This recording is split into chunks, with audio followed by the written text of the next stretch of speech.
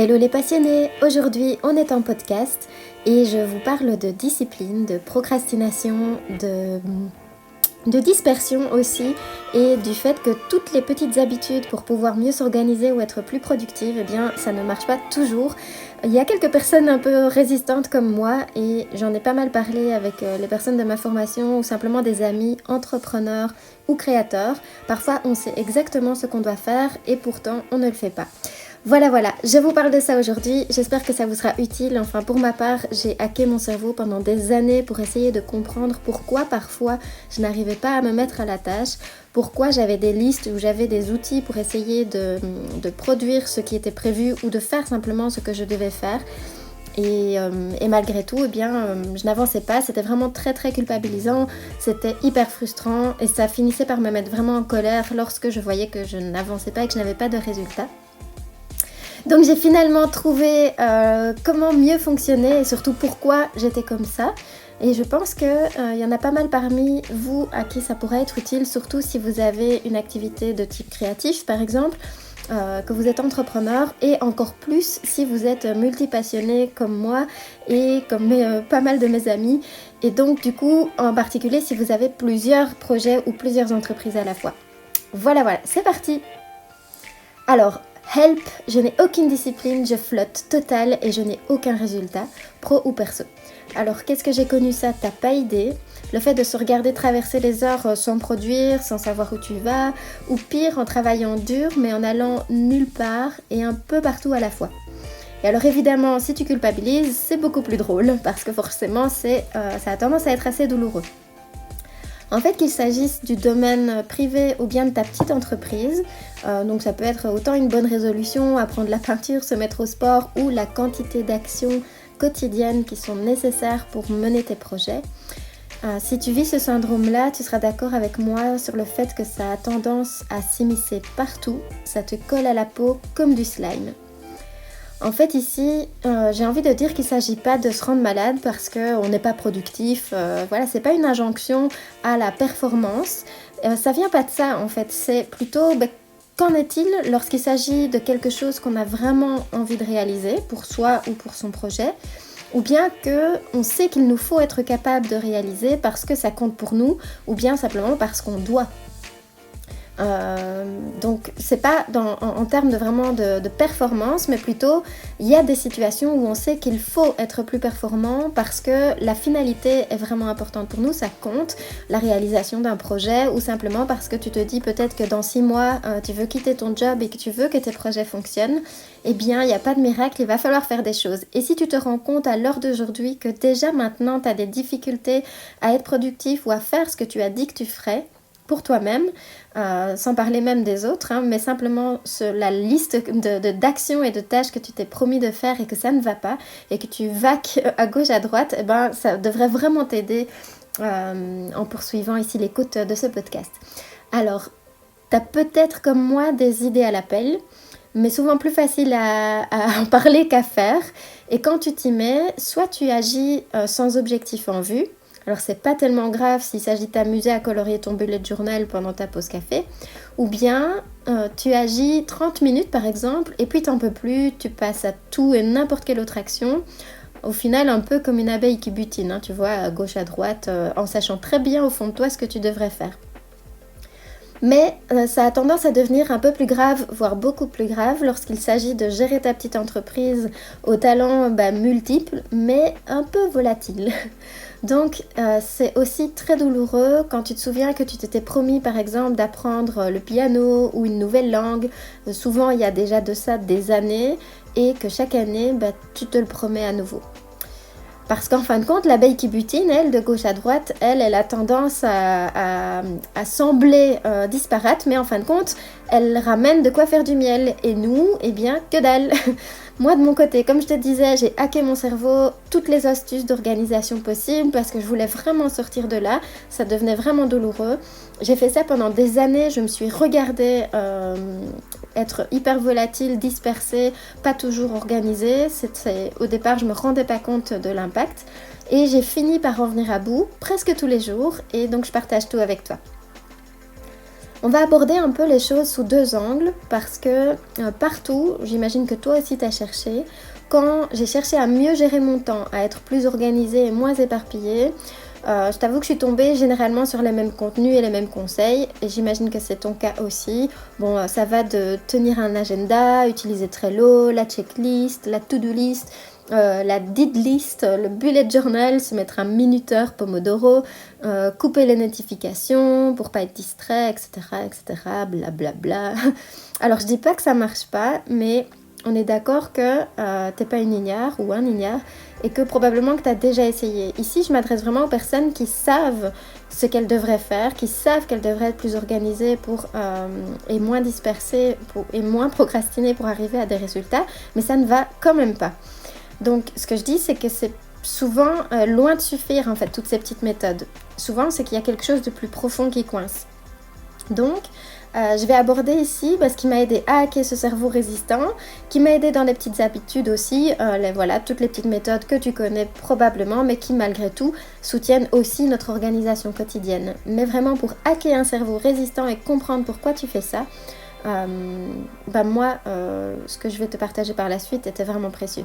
Tout ça, je l'ai appris en particulier avec David Lefrançois, qui est un neuroscientifique, mais aussi Stan Leloup en fait qui a la chaîne Marketing Mania, qui est assez doué vraiment pour l'organisation et la mise en place d'objectifs sensés, et donc en mélangeant un petit peu ce qui est vraiment neuroscientifique et des astuces d'organisation et de planification d'objectifs, en mélangeant les deux, j'ai fini par y voir clair. Donc déjà, merci à tous les deux parce que clairement, ça a changé ma vie, non seulement d'humaine, ma vie familiale, privée, mais aussi et beaucoup celle d'entrepreneur parce que franchement, les premières années, c'était une vraie catastrophe pour moi. Alors, un objectif flou conduit irrémédiablement à une connerie précise. Je sais pas si cette phrase te parle, mais moi, au moment où je l'ai entendue, je me suis dit youpi, moi qui suis tout à fait le flou et le flow en personne. Évidemment, ça n'a pas manqué. Ce manque de discipline et de clarté dans mon chemin d'entrepreneur les premières années, ça a eu complètement raison, non seulement de mon compte en banque, mais aussi ça a éraflé mon estime personnelle. Parce que un jour, après une séquence passionnante de pseudo-travail, alors pas seulement pseudo-travail, mais pseudo-tâches, distractions diverses, déception totale de toutes les résolutions que je m'étais engagée à prendre et que j'avais pas tenues, le bilan m'est un peu tombé sur la tête, clairement. On était la fin du mois et j'avais passé plus de temps à parler au téléphone de mon projet avec ma meilleure copine, à zapper sur les blogs et les réseaux sociaux de personnes que je trouvais inspirantes, ou à écouter des podcasts et des tutoriels, alors certes toujours sur le thème de mon entreprise, d'organiser mon lieu de travail ou de création pour m'y mettre, mais au final sans m'y mettre vraiment, de faire des tableaux d'inspiration de mon projet et j'avais fait quelques productions, quelques rendez-vous. Tout ça, au final, plutôt que de produire quelque chose qui génère vraiment du salaire, qui a un sens pour mon avenir, et je parle pas ici de sens spirituel parce que justement de ça, j'en étais vachement capable. J'imagine que toi aussi, du coup, si t'es un peu comme moi, de créer du sens pour notre vie, notre bien-être, notre inspiration, suivre le flow, pour tout ça, il n'y a pas de problème. Mais lorsqu'il s'agit de vraiment, j'ai envie de dire, de tenir la long game, un peu comme un marathon, de ne pas voir à court terme et d'être capable en fait de maintenir une routine, moi ça n'allait pas du tout. Alors, est-ce que au final on est censé vivre le flow spirituel ou bien tomber dans la performance, parce que c'est ce dont moi j'avais peur. Et pour nombreux de ceux et celles qui ont cette tendance à vivre un peu le flow spirituel comme ça, on a au fond de nous un peu la conviction qu'on n'a pas à gagner notre vie puisque on l'a gagnée à notre naissance, sauf que va dire ça à ton banquier. Et on a également ce point commun d'être passé par une période de travail assez intense, par exemple une grosse boîte, et on n'a plus envie de se tuer à la tâche. Ou bien on est simplement un peu né chill, tranquille quoi. Et avec ce sens inné de respecter nos besoins, de se laisser vivre, respecter nos rythmes. Sauf que, bien qu'on ne veuille pas se surcharger, un jour, on se rend compte qu'on ne peut plus flotter comme ça. Soit parce qu'on découvre qu'apprendre une nouvelle compétence, ça demande beaucoup plus de rigueur et d'organisation que ce qu'on a ou que ce qu'on est en train de faire, ou parce qu'on ne peut pas complètement subvenir à nos besoins en flottant comme ça, et on en a conscience. J'imagine que passer à l'action, t'as déjà essayé, mais que t'as découvert un petit truc qui m'est tombé sur la tête de manière de plus en plus claire, c'est qu'on est un peu comme des toxicos. Vraiment des toxicomanes. Ce que je veux dire par là, c'est qu'on a été nourris en intraveineuse pendant longtemps par un certain nombre d'habitudes et de pensées, de routines qui sont difficiles à remplacer, même si elles ne portent pas leurs fruits en fait. Elles t'apportent un bénéfice secondaire, dont tu as conscience ou pas, hein, d'une manière ou d'une autre. Et ce qui nous manque en fait parfois, et c'est peut-être ton cas, c'est de poser des actions qui ont un réel sens, attention ça va grincer, dans ta stratégie professionnelle. Et à terme, si tu arrives à faire ça pour ton entreprise, crois-moi, ça marchera aussi pour ton privé et j'en parlerai dans un autre contenu. Ici, c'est vrai que ça fonctionne autant pour le privé que le professionnel, mais réfléchir vraiment en termes de stratégie, même si c'est un mot qu'on n'aime pas, eh bien, ça va vraiment nous aider. Alors, moi, quand j'entendais stratégie, j'ai envie de dire, hein, stratégie quoi jusqu'au jour où ça a commencé à me faire vraiment mal, ma situation. J'étais bien obligée d'admettre que, en fait, le mois, pour être honnête, le mois d'aujourd'hui, c'est pas du tout le même que le mois d'avant. Et le mois d'avant reconnaîtrait à peine le mois d'aujourd'hui quand je vois ce que je suis devenue et comment j'ai réussi à devenir plus organisée. Et je dois aussi admettre qu'à l'époque, en fait, autour de moi, il y avait des gens qui naturellement avaient cette discipline. Et j'avais plein de conversations, même des copines ou ma famille qui disaient « Mais enfin, c'est quand même pas compliqué, tu te fais une to-do list, tu fais les choses une à une, tu coches et puis voilà, à la fin t'es content quoi. » Sauf que pour moi, ça marchait pas du tout. Et je dois bien avouer que j'ai pas réellement changé mon comportement avant que ça ne commence à être vraiment douloureux.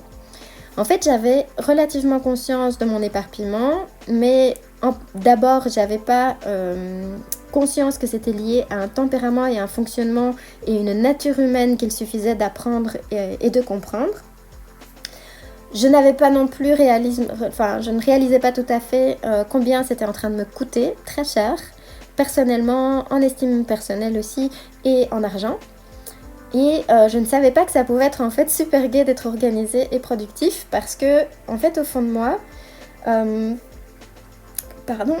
j'avais l'impression que j'allais perdre quelque chose au change en fait, que j'allais devenir moins intéressante, perdre de l'inspiration, etc.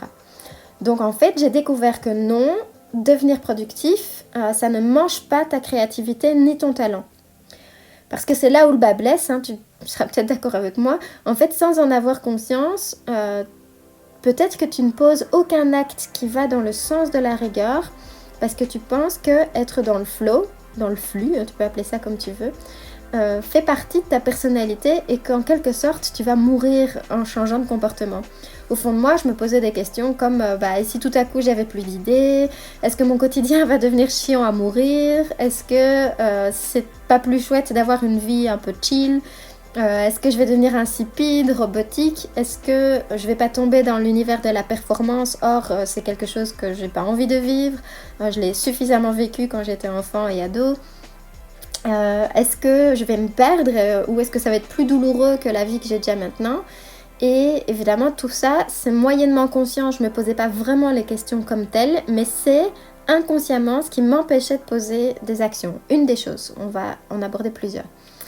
Alors, on s'entend en fait, finalement il n'y a qu'une illusion de vie un peu tranquille, chill. Tu crois que tu as une vie tranquille, mais en réalité, à moins que tu sois rentier, et c'est peut-être ton cas, eh bien pour la plupart des gens pour qui le quotidien n'est pas hyper aisé, il y a quand même l'angoisse des fins de mois, et si pas, au moins l'angoisse profonde et puis la déception d'aller un peu nulle part, de ne pas se réaliser, de ne rien finir, de n'aboutir à rien.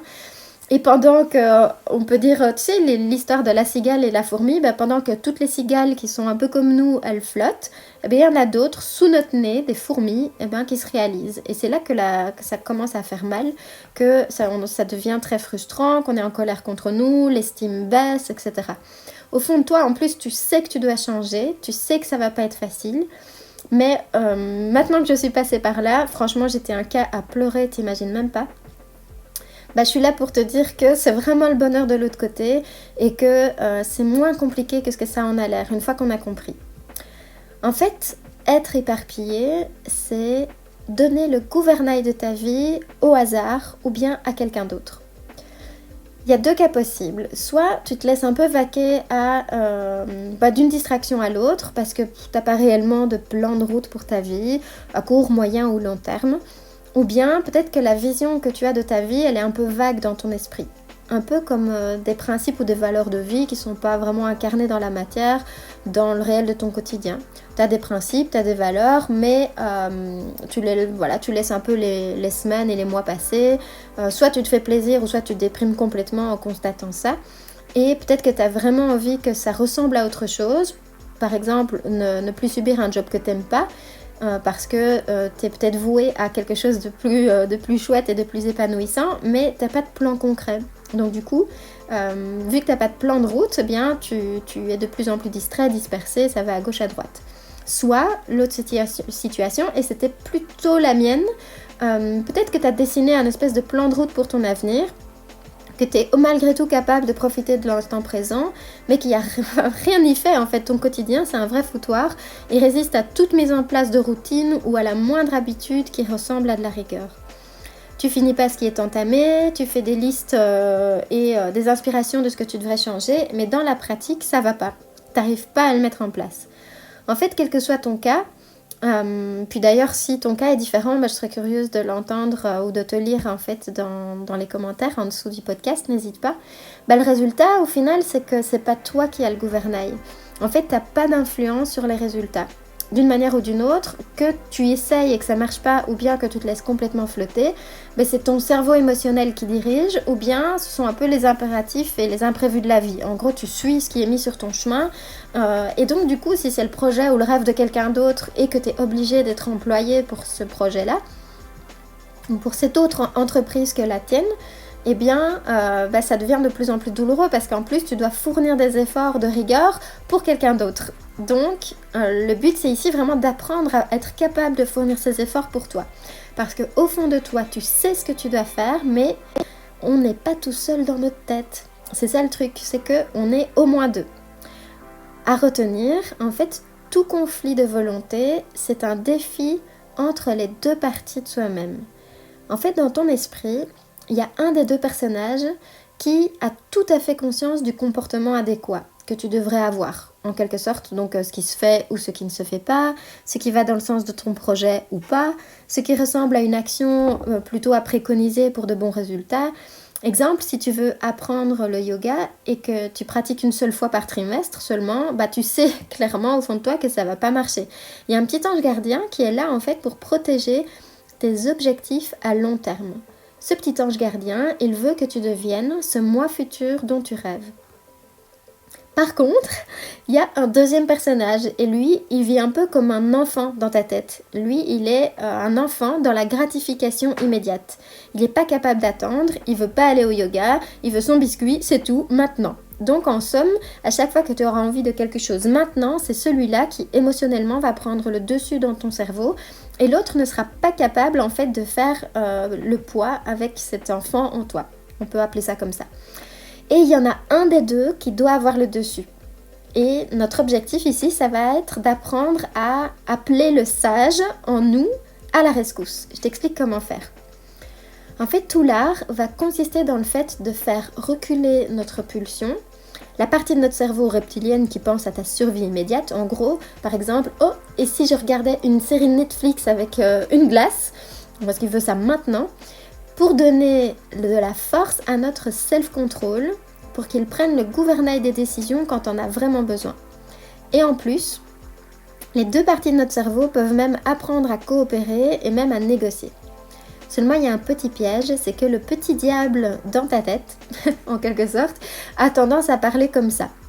Tu vas te dire, je le mérite bien quand même, et puis j'ai déjà beaucoup donné, et puis je vis quand même des choses pas faciles, donc... Et du coup, en fait, tu vois pas toujours venir ce petit diable qui a envie de quelque chose maintenant pour soulager une tension, un stress ou une émotion, et la partie adulte, en quelque sorte, dans ta tête, est pas capable, en fait, de prendre la bonne décision. Donc je te file quelques astuces et aussi une checklist pour que tu puisses faire appel à tes pouvoirs magiques, en quelque sorte, parce qu'il y a un moment donné où tu te rends compte que, une fois que tu as compris le truc, tu peux régulièrement être capable d'agir pour ton bien-être à long terme. Donc par facilité, je vais appeler Ange Gardien et Petit Diable les deux personnages intérieurs, Et sache quand même que au final, ils veulent tous les deux ton bien. C'est juste qu'il y en a un des deux qui est plus mature que l'autre et qui veille à ta sécurité et à ton bien-être à long terme. Par exemple, la réalisation de ton projet, de ton entreprise et le fait de finir par être vraiment super fier de ce que tu as réalisé. Beaucoup plus fier que si tu t'écroules dans ton canapé avec ta glace et avec ta série Netflix. Alors, si ton esprit est occupé, ce sont tes impulsions qui guident ton choix. Donc dès que ton esprit est préoccupé même, ou occupé par n'importe quoi d'autre, eh bien, tu vas avoir tendance à suivre tes pulsions plutôt qu'à choisir ce qui va servir ton projet ou ta vie tout court. Donc, dès que tu fais deux choses à la fois, c'est ton petit diable qui prend le dessus et il va faire le mauvais choix. C'est neurologique, c'est comme ça. Donc exemple, si tu envoies un texto en même temps que tu fais les courses, eh bien tu seras certain de tendre la main vers la tarte au chocolat plutôt que vers un dessert qui est léger et meilleur pour toi. En fait, le petit diable, il se dit youhou, quand le chat est parti, les souris dansent. Et faire vraiment plusieurs choses à la fois, ça grille totalement ton cerveau intelligent. Le cerveau qui est capable de bons choix et de passer à l'action pour des choses qui sont raisonnées et qui sont importantes pour toi à long terme. Donc du coup, la petite astuce déjà là, c'est de faire les choses en conscience pour que ça limite les mauvais choix. Alors, oui mais, il y a certains choix en fait qui sont complètement conscients. Par exemple, quand tu te demandes est-ce que je vais à mon cours de yoga ou est-ce que j'y vais pas. Mais il y en a d'autres qui deviennent conscients uniquement lorsque tu mesures les conséquences. Si par exemple tu n'as pas préparé ton sac à l'avance et que tu réalises que à la fin de ton job, t'as pas le temps de rentrer chez toi pour aller au yoga ensuite parce que t'as pas préparé ton sac, et donc du coup, bam, ton cours de yoga tu peux l'oublier et t'as conscience à ce moment-là que tu peux plus faire le bon choix. Mais il y a aussi, évidemment, encore plus grave, c'est lorsque l'année d'abonnement est passée, là tu mesures clairement la conséquence de tous tes choix et du nombre de fois où t'as zappé le fait de faire ton sac ou de t'organiser pour que ça soit possible. Donc, si tu es conscient du moment présent, d'une part, mais aussi de l'impact de ton choix à long terme, donc ça voudrait dire que tu devrais y avoir pensé intensément avant, eh bien, il y a de fortes chances que ton cerveau choisisse en permanence la facilité. Ton petit diable, il adore la facilité, ce qui est immédiat, ce qui est facile. Donc manger une pizza plutôt que de préparer un repas, c'est ton petit diable, en quelque sorte. Regarder une vidéo YouTube plutôt que de faire ton travail, c'est aussi ton petit diable. Et évidemment, c'est encore plus trompeur si tu regardes une vidéo qui parle de ton travail ou de ton métier ou de ton projet. Parce qu'en plus, là, tu crois que tu travailles. Tu as l'impression que tu es en train de faire quelque chose de bien. Alors, je dis pas que c'est mauvais, c'est pas ça l'idée. C'est qu'il faut choisir consciemment les moments où tu es en train d'agir pour ton métier ou bien que tu es en train de t'inspirer pour ton projet, par exemple. Parce que c'est pas du tout le même résultat. Donc, un petit exercice à faire, il y en a 3 à retenir. C'est pas encore terminé, hein, il y a plein d'autres astuces, mais bon, je te donne déjà par rapport au fait d'être conscient 3 petites astuces. De noter, la première c'est de noter par curiosité les décisions que tu as prises, par exemple pendant les 3 jours qui viennent de passer. Si tu as pris des décisions qui étaient moins bonnes pour toi, si par exemple tu as décidé de flotter ou de procrastiner ou simplement de faire quelque chose d'autre que ce que tu dois faire, à quoi est-ce que tu pensais à ce moment-là ? Quelle a été ta soi-disant bonne excuse ? Est-ce que tu étais dans les meilleures conditions pour choisir ? Est-ce que tu étais fatiguée ? Est-ce que tu étais triste ? Est-ce que tu étais stressée ? Et est-ce que tu étais en train de faire plusieurs choses à la fois ? Est-ce que tu écrivais des messages en même temps ? Ou est-ce que tu pensais à un papier administratif à faire ? Voilà. Deuxième petite astuce, au moment de faire un choix, donc le choix par exemple, est-ce que je regarde cette vidéo pour me distraire ou bien est-ce que je fais ce que je m'étais engagée à faire ? Eh bien, apprendre à prendre conscience de soi, de tes souhaits, de tes émotions du moment, de ta vision à long terme, de l'impact de ton choix. À ce moment-là, moi, avant de faire le choix, je me dis, je serai la somme en fait de tous mes choix. Donc du coup, si j'en rajoute un dans la colonne mauvais choix, eh bien plus j'en rajoute dans cette colonne, et tu peux même visuellement te faire un peu comme des éprouvettes qui se remplissent, ou mettre des petits cailloux, ce que tu veux, mais trouver un moyen de visualiser le nombre de choix entre guillemets négatifs ou qui ne vont pas dans le sens d'aller mieux. Tu peux trouver une manière de le visualiser pour que tu te rends compte de l'impact de la somme de tous tes choix à la fin d'une période. Et troisième petite astuce, l'état de ton corps et de tes émotions, en fait, il est prédominant dans chaque moment de faire un choix. Donc du coup, te flagelle pas lorsque un jour tu vas réussir, le lendemain tu vas craquer. Prends simplement en fait d'abord conscience si tu as la pulsion d'aller vers la facilité, comme faire quelque chose qui n'est pas constructif pour toi, c'est généralement parce que ton corps est dans un état psychologique de stress qui est plus ou moins important. Tu ne le remarques pas forcément évidemment, c'est un peu parfois inconscient. Donc toute ta décision, si tu es en état un peu de stress, visible ou pas visible, toute ta décision va être orientée en mode survie. Et le mode survie, c'est te faire du bien tout de suite. Donc c'est ton petit diable, le mode survie. Ce qui veut dire que quand c'est te faire du bien parce que tu as suffisamment bossé, qu'il faut que tu ralentisses et que tu prennes soin de toi, c'est différent, c'est pas la même chose. Là, je parle simplement du fait que parfois, la source de stress, elle n'a rien à voir avec le projet qui pourrait justement faire en sorte que ta situation aille mieux. Donc, faut savoir faire la différence entre là, il est temps de me reposer, et là, je suis en mode, entre guillemets, survie, et j'ai tendance à choisir la facilité, j'ai tendance à aller manger des pizzas plutôt que à cuisiner, ou bien j'ai tendance à faire n'importe quoi d'autre, sauf faire les tâches qui vont mener mon projet à bien. Cette pulsion-là d'aller vers la facilité, tu peux pas l'éliminer en quelque sorte. Combattre en fait à ce moment-là, ça va devenir un choix difficile et c'est une réaction qui est naturelle si tu es dans une situation pas confortable. Mais tu peux modifier l'état de ton corps pour que ton cerveau adulte du moment reprenne le dessus. Donc pour ça, il faut que tu augmentes ton niveau de conscience du moment et ton état de calme. Donc pour ce faire, il y a une petite astuce qui moi m'aide mais tout le temps. Et ça peut t'aider dans n'importe quelle situation émotionnelle où tu sens que tu t'emballes ou bien que tu sens que tu n'es pas ancré et que tu n'as pas accès à l'entièreté de toi pour prendre la bonne décision. C'est un petit exercice de respiration. Ça a l'air vraiment bête, mais franchement, il est hyper efficace. Donc, tu vas prendre des inspirations. En comptant, tu prends une inspiration et tu comptes dans ta tête jusqu'à 6 ou jusqu'à 7 si tu y arrives. Et tu vas expirer en comptant aussi jusqu'à 6 ou 7 en fonction de ta capacité. Et sans bloquer. Donc tu inspires pendant 7 secondes et là tu ne bloques pas, hein, tu vas simplement expirer pendant 7 secondes. Tu fais cette boucle-là pendant 1 minute et ce qui va se passer, c'est que ton rythme cardiaque va s'apaiser. Tu vas pouvoir, le sang va mieux circuler, tout va mieux se passer dans ton corps, tu vas commencer à t'ancrer de nouveau.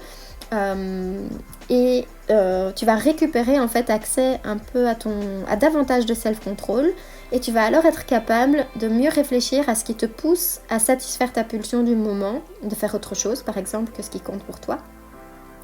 Tu vas être mieux capable de sentir pourquoi tu as besoin d'apaiser quelque chose ou de fuir quelque chose. Et rien qu'en faisant ça, ce moment de respiration et ce petit moment de réflexion, en fait tu as coupé court au système automatique, c'est-à-dire que le système automatique, c'est le corps se dit je suis en stress, quelque chose ne me convient pas, j'ai envie de fuir, donc je vais faire autre chose, regarder une série Netflix et manger une pizza, au lieu de faire ce qui est bon pour moi à long terme. Donc en fait, en faisant cette petite respiration pendant 1 minute, je sais que ça a l'air bête, et en prenant ce temps de réflexion, tu donnes l'habitude à ton corps de couper la réponse automatique au stress, qui est donc aussi de consommer la facilité. Et grâce à ça, tu vas nettement diminuer le risque de régulièrement faire de mauvais choix. Tu vas de plus en plus faire le bon choix. Ensuite, astuce suivante. Donc là, on a parlé pas mal dans toute cette première partie du fait qu'on a 2 personnages dans notre tête. On en a un qui pense à notre bien-être à long terme et un à notre bien-être à court terme. Dans le cas où tu veux vraiment réaliser quelque chose, celui qui pense court terme a tendance à faire de mauvais choix. Je t'ai donné 3 petites astuces pour que tu sois davantage capable de faire les bons choix au bon moment. Maintenant, on va aborder le fait que faire le bon choix au bon moment, même si tu as ces petites astuces, mais il faut que tu aies une raison solide en fait pour te donner de la force. Parce que si tu n'as pas une réelle motivation pour faire le bon choix, ça sert à rien. Donc c'est bien joli de savoir respirer un coup, d'avoir conscience que tu as une bataille intérieure entre tes 2 personnages. Mais en fait, si t'as pas de carburant et une carte routière pour ta vie ou pour ton projet, en fait, ça sert à rien. Pour être capable d'instaurer de nouvelles habitudes, moi, il m'a fallu clairement la carotte, hein, soyons clairs. Comme je disais, tu peux en fait négocier avec ton petit diable ou simplement avec la partie en toi qui est un peu gratification immédiate. Et là, moi, la carotte, pour moi, ça voulait dire 3 choses. Je voulais des preuves. Je voulais des preuves que modifier mon comportement, ça allait m'apporter des résultats qui étaient vraiment cool. Parce que, bon voilà, mon petit diable en moi, il négocie pas n'importe quoi. Il veut bien faire des efforts ou des concessions, mais pas à n'importe quel prix. La deuxième chose dont j'avais besoin, c'était de l'inspiration. Donc, en fait, à quoi ça ressemble l'image même du résultat que je voulais avoir? Moi, il me faut des images pour pouvoir commencer à mettre un plan en route. Et il fallait que je sois, en troisième, il fallait que je sois rassurée sur le fait que cette version future de moi allait pas être moins agréable à vivre que celle d'aujourd'hui. Il fallait que je sois rassurée sur le fait que j'allais encore être inspirée, que j'allais pouvoir vivre ma spiritualité, que j'allais pas devenir une machine ou un robot d'organisation, quoi, ou de production. C'est justement ce que je voulais pas être dans ma vie, donc du coup, je veux bien m'organiser, mais de nouveau, pas à n'importe quel prix. Alors, en pratique, 4 choses que j'ai faites pour que ça soit réalisable. Donc j'ai créé, et puis pour avoir ses preuves et ses inspirations, j'ai créé des tableaux d'inspiration qui représentent les résultats de la vie qui m'inspire. Donc peu importe le domaine, hein, de ta vie pro ou perso. Donc ça c'était le 1. Tu peux retrouver, parenthèse d'ailleurs, tu peux retrouver tout ça en écrit. Hein. Tu prends le lien en dessous de la vidéo et il y a un article totalement identique à ce podcast et donc tu peux te l'imprimer, voilà. Ici simplement la version podcast, c'est parce que je sais que tout le monde n'a pas le temps de lire et que c'est chouette de pouvoir de temps en temps mettre quelque chose en voiture et avoir le même contenu si on n'a pas le temps de lire. En voiture, en train ou en marchant, peu importe. Alors donc en 1, les tableaux d'inspiration. En 2, j'ai collecté des preuves de parcours d'autres personnes qui me semblaient être organisées et toujours inspirantes à mes yeux, qui avaient en fait des résultats mesurables, non seulement financièrement, c'est-à-dire que si mon objectif avait quelque chose de financier comme voilà devenir entrepreneur, mais aussi mesurable dans le contexte spirituel, c'est-à-dire de nouveau, je ne serais pas entrepreneur à tout prix ou à n'importe quel prix. Je voulais des preuves que d'autres personnes pouvaient être entrepreneurs et respecter ses valeurs au quotidien, dans son travail, sans se soumettre à des injonctions qui vont à l'encontre de l'intégrité humaine, par exemple, à mes yeux. Et donc que je me référais en fait à des parcours de personnes qui, évidemment, correspondaient à mes valeurs. En plus de visiblement avoir des résultats. Et parfois, pour certaines personnes, j'avais vraiment les coulisses des résultats. Donc ça, c'était vraiment motivant. En 3, j'ai fait la liste en fait de toutes les méthodes que ces personnes utilisaient pour s'organiser, pour finir par trouver la combinaison qui me convient, parce que là, en termes d'outils et de méthodes, il n'y a pas de miracle, il faut essayer pour savoir ce qui marche pour toi. Mais dans ce podcast, j'essaye de te donner un maximum de choses que moi j'utilise. On va vraiment en arriver plus tard dans ce podcast à tout ce qui est vraiment pratico-pratique. Mais bon voilà, on sait que si ça cale, c'est aussi au niveau de ton cerveau. Pardon pour la digression. Donc, et en numéro 4, j'ai tenu un journal, et ça c'est super important, avec mes progressions. Parce qu'il fallait que j'ai des preuves que changer mon comportement et mes choix, ça me rapprochait de la vie que je voulais mener. Et donc il te faut vraiment une manière de pouvoir mesurer ça. Il te faut des guides pour, ok, ça ressemble à quoi la vie que je veux mener, c'est quoi les résultats finaux en quelque sorte, et est-ce que je suis en train d'aller vers ça? Est-ce que les actions que j'ai posées donnent de meilleurs résultats que ce que j'avais avant? Voilà, donc on a parlé des 2 petits personnages en toi. On a parlé du fait qu'il te faut une vision et une raison solide pour te donner de la force. Et là maintenant, en 3e, on va dire gros module, je vais parler un peu de l'effet du papillon. Et là, dans ce cas-ci, pas l'effet papillon qu'on connaît, mais simplement ce qu'on voit du papillon. Quand on voit le papillon, il est magnifique, il est plein de couleurs. Et on croit qu'il a réussi. Or, on ne voit pas le processus qui est en dessous. Et changer de mentalité pour arriver à faire ce qu'on s'était promis de faire, et aussi être capable d'évaluer la direction que prend notre vie, il faut apprendre tout un tas de petites choses. Donc pour changer de mentalité et évaluer vers où on va. Donc on prend conscience, on a vu qu'on prenait conscience d'être 2 personnages en nous pour prendre des meilleurs choix au bon moment. On a nos tableaux d'inspiration, on a on va dire une espèce de carte routière de vers où on veut aller. Et il y a tout un tas de petites phrases un peu mémotechniques et de petites astuces que je me suis carrément mise sur mon mur. Et donc là, il y a 10 points. Je vais te les citer. Tu peux les imprimer en cliquant sur le lien en dessous de ce podcast. Souviens-toi. Alors, en numéro 1, ne plus focaliser sur le point tournant d'une réussite, donc la partie qui se voit, mais choisir la posture d'apprécier les petites routines qui vont me faire devenir papillon. Le principe du papillon, c'est ce que j'ai dit, on voit ce qu'il est au final, mais on voit pas qu'avant il a été chenille, il a été chrysalide, etc., et qu'il n'était pas très joli d'ailleurs. Chaque étape en fait est nécessaire à la gestation. En 2, ralentir et respirer avant de choisir avec pulsion. En 3, connaître la conséquence, donc regarder une série Netflix plutôt que de m'adonner une action porteuse, parce que cette série Netflix multipliée par le nombre de fois où je fais ce choix-là, eh bien ça va me donner le résultat final. Je suis la somme de tous mes choix. En 4, si j'installe une nouvelle routine, elle doit être mieux qu'avant. Elle ne doit pas me faire tomber dans la suroptimisation. Par exemple, passer des semaines et des semaines à essayer de maîtriser le bullet journal parce que tout le monde le fait, alors que pour t'organiser, toi ça ne te convient peut-être pas du tout. En 5, une nouvelle routine, elle doit être flexible, elle doit pouvoir résister au bas et au haut de la vie, parce que trop de rigueur, en fait, ça fait échouer n'importe quelle bonne intention. En 6, une nouvelle routine n'est pas parfaite, mais elle n'est pas fragile non plus. Parce que c'est évident que si tu t'imposes le miracle morning alors que tu hais de te lever tôt et qu'en plus tu travailles jusqu'à 23h peut-être dans ton job traditionnel, ça t'apportera rien. Donc il faut trouver la routine qui est plausible à installer dans ta vie à toi. En numéro 7, fonctionner dans ton quotidien par palier ou par plateau, c'est plus robuste et efficace que de faire des montagnes russes. En termes praticaux, ça sert à rien de bosser jour et nuit pendant 4 jours si c'est pour t'écrouler pendant une semaine après. Enfin, chacun son fonctionnement, mais généralement, fonctionner par palier ou plateau, c'est beaucoup plus durable. Le principe des petits pas, en quelque sorte.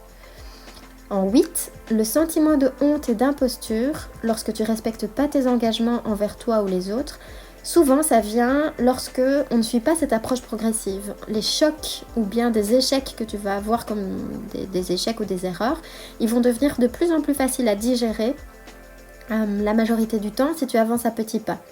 Tu vas choisir des outils et une méthodologie qui t'aident à avancer par plateau solide. En numéro 9, il y a des choses que tu peux contrôler et d'autres que tu ne peux pas contrôler. Par exemple, le jugement d'autrui. Mais au milieu, il y a ce que tu peux influencer. La physiologie de ton corps, tes émotions, tes humeurs et tes croyances. Et si tu es capable d'influencer la physiologie de ton corps, avec quelques exercices, avec de la respiration, tu vas faire des meilleurs choix et tu vas aller vers quelque chose de plus pérenne dans tes actions quotidiennes pour ton projet. Et en numéro 10, vraiment, faire une chose à la fois. Une chose à la fois, rien qu'une à la fois. Le multitâche, en fait, c'est un mythe et on court droit à la catastrophe en termes de résultats et de choix dans ces conditions-là, parce qu'on croit qu'on est capable de faire plusieurs choses à la fois, mais de toute façon, c'est dilué. Lorsque tu fais ne fût-ce que 2 choses, les choses sont diluées. Donc, concentration, focus, une seule chose à la fois. Alors, on arrive au 4e module de ce podcast et c'est le dernier, voilà, le 4e module. Donc en 1, les 2 petits personnages en nous. En numéro 2, oui, j'essaye de revenir sur mon organisation. Avoir une vision solide en fait, et pour pouvoir avoir un plan et une carte routière. En numéro 3, les 10 petites astuces pour ne pas uniquement voir le papillon tel qu'il est lorsqu'il a réussi, mais de comprendre tout le processus, les petites choses qu'il y a derrière. Et en numéro 4 et dernier module, je planifie avec des objectifs et je construis avec des habitudes. Là, je vais te parler de l'effet cumulé. Imaginons par exemple que j'ai l'objectif de créer un salaire suffisant pour quitter mon job. Que j'ai défini un montant par exemple minimum pour vivre, ce que nécessite mon projet, etc. Il va y avoir plusieurs sous-objectifs que je vais appeler des projets. Et donc je travaille sur mon mur, je peux travailler avec plusieurs couleurs ou bien sur plusieurs tableaux différents, mes sous-projets en quelque sorte. Par exemple, créer un site web, créer du contenu, m'occuper de la chaîne YouTube, etc. Chaque projet va être organisé dans le temps et pour plus d'infos là-dessus, j'ai une autre vidéo sur le sujet, sur l'organisation que tu peux trouver sur ma chaîne YouTube et je te la mets en petite info ici au-dessus de la vidéo. Ensuite, il ne s'agit plus que de petits pas et d'habitudes qui vont mener à un effet cumulé. En fait, c'est une différence qui n'a pas l'air massive lorsqu'on regarde de près, mais lorsque tu prends un peu de recul et que tu dézoomes de la situation, en fait, le résultat peut être vraiment massif dans la réalité.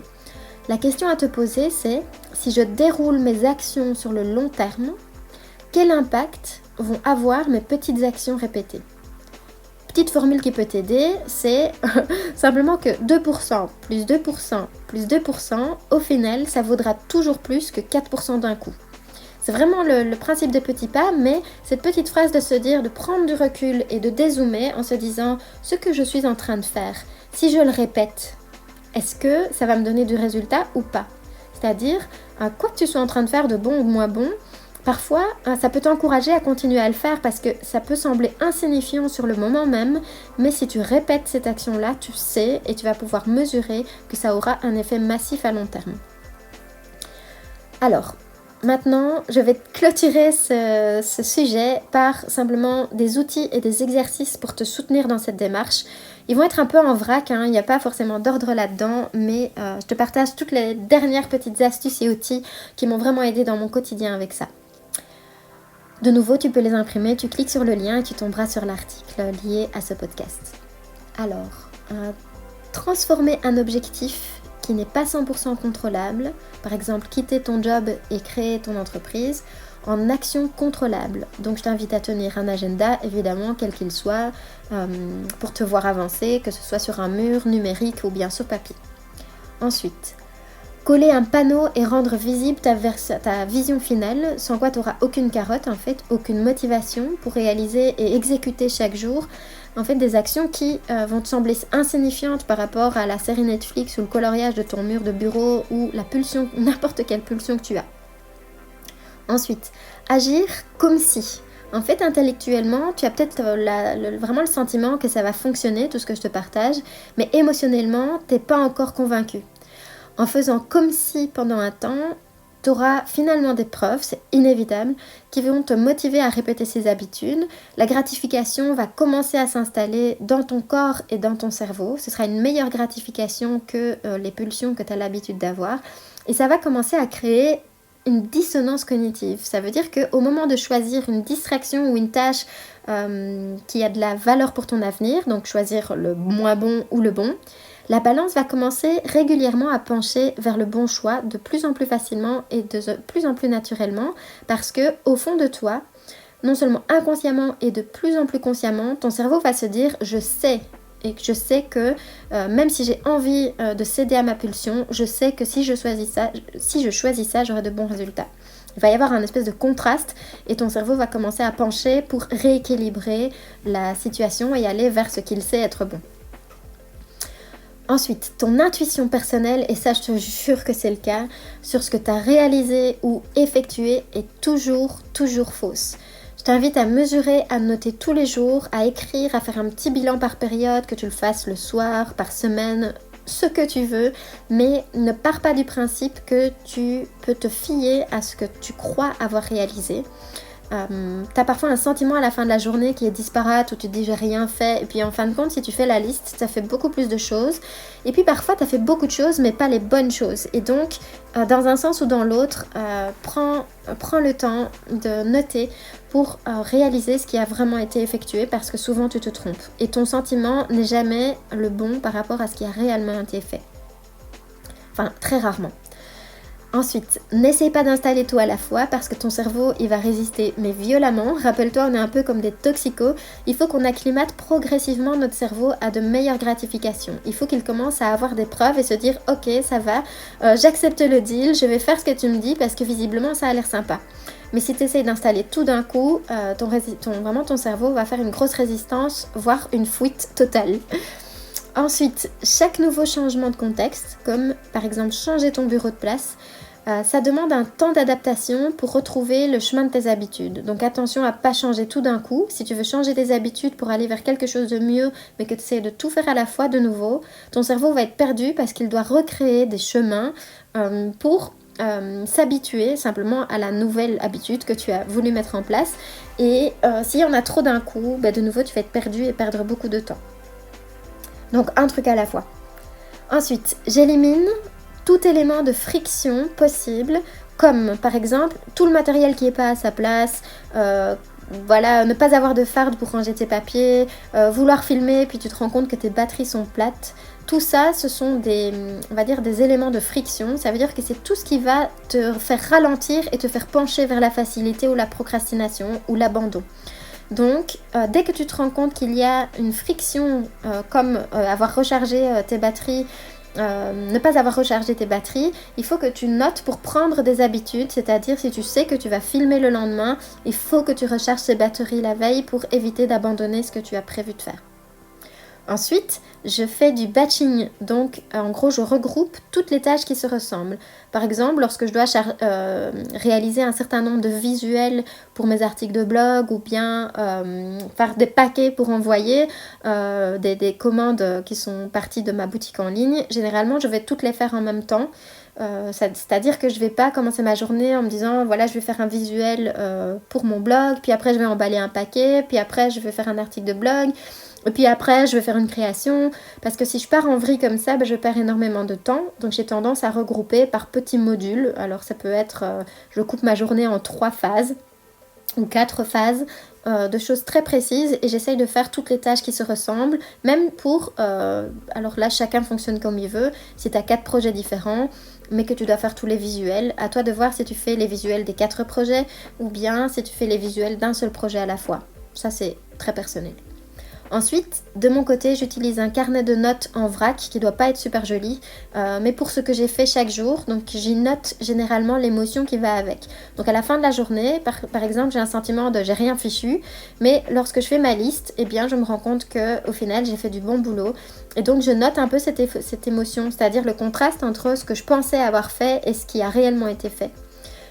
Ou simplement comment je me sens, super fière de moi ou pas fière de moi à la fin de la journée, pour pouvoir rectifier le tir. Ensuite, j'ai aussi dans un de mes carnets des pages de petites victoires, c'est super important. J'ai aussi un tableau d'inspiration sur le mur, comme je vous en ai déjà parlé. Et enfin, j'utilise Trello, donc en ligne, trello.com, Trelo. J'imagine que vous en avez déjà entendu parler ou que vous l'utilisez déjà, mais ça c'est en particulier évidemment précieux pour moi, surtout pour les projets qui sont gérés avec d'autres personnes, mais simplement aussi pour avoir par exemple un timesheet, donc vraiment d'ailleurs je sais pas comment dire en français, mais simplement une vision horaire complète de ce que je fais pour chaque projet et ce que me ramène par exemple financièrement chaque projet, ou pour avoir des listes de tâches. Parfois j'aime bien fonctionner dans Trello et il y a d'autres moments où je préfère fonctionner sur papier. Et lorsque je fonctionne sur papier, je fonctionne toujours dans un carnet à anneaux, dont par exemple je peux enlever les feuilles pour les classer ensuite dans les classeurs adéquats, les fardes adéquates, mais jamais dans un bloc de feuilles ou des feuilles volantes, parce que ça finit toujours, j'ai pas toujours le temps de trier les feuilles au bon moment, et donc je préfère avoir un carnet qui est un peu dans l'ordre chronologique, comme ça pour moi c'est plus facile. Et enfin, pour organiser tous mes différents projets, je t'en ai déjà parlé, mais j'ai une vidéo sur la façon dont je pose le planning en fait de tous mes différents projets et les différentes actions et comment je m'organise au quotidien pour ça. Le lien est donc ici en dessous, mais aussi dans la vidéo, dans le petit i information. Voilà, je vais m'arrêter là pour aujourd'hui parce que sinon je vais finir par faire un bouquin complet. C'était déjà assez long comme ça, j'en ai conscience. Mais ce que j'ai aussi retenu de l'excès, c'est qu'il faut savoir s'arrêter à temps quand on est productif, parce que il faut se reposer et se recharger, parce que c'est super clair, on n'a qu'une dose bien précise de volonté par jour, qu'une dose de concentration possible par jour, et vu que j'ai encore une demi-journée devant moi, je vais conserver des ressources.